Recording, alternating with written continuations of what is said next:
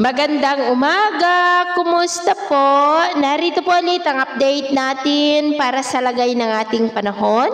Ngayong umaga po ng July 10, 2026. Sa ngayon po ay palayo na ang bagyong Inday at nasa silangan na po ito ng Batanes at kumikilos na po pa-north, northwestward at bukas ng umaga, posible na po yan na makalabas sa ating area of responsibility at nagbabanta naman na mag-landfall bukas ng gabi diyan po sa may China. Ang habagat ay patuloy pa rin ang paglakas at asahan natin na magtatagal pa ang habagat na magpapaulan sa bansa, lalo na po sa kanlurang bahagi at next week, posible pa na may sama ng panahon na mabubuo na patuloy na magpapalakas ng habagat. Kaya asahan natin na posibleng mas malakas pa ang bugso ng habagat next week at sa susunod na linggo.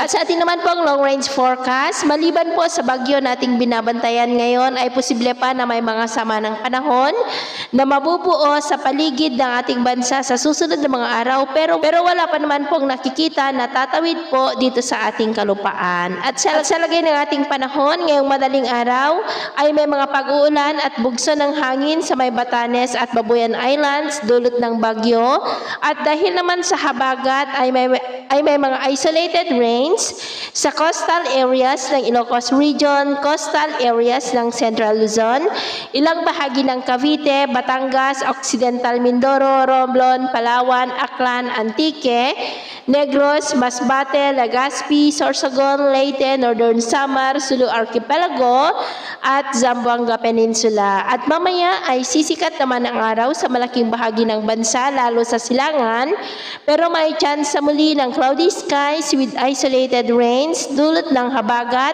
at ng bagyo sa may Batanes, Babuyan Islands, coastal areas ng Ilocos Region, coastal areas ng Central Luzon, Metro Manila, Cavite, ilang bahagi ng Batangas, Cavite, Mindoro, Legazpi, Sorsogon, Palawan, Masbate, Panay Island, Negros, Leyte, Samar, Zamboanga Peninsula at Sulu Archipelago.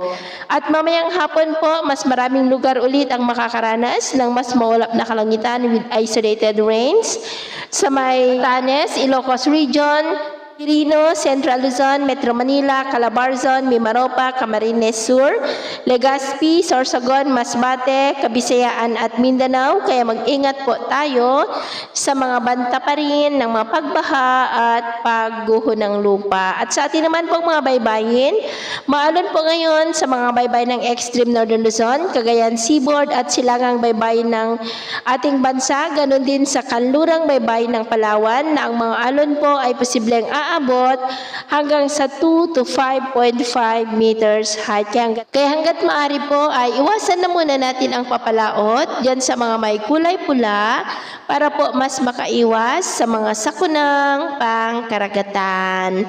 So yun po ang latest update natin sa araw na ito. At ako po muli si James na nagsasabing sa kahit anong pagsubok po na darating sa ating buhay, huwag po tayong mawawalan ng pag-asa. Thank you and God bless!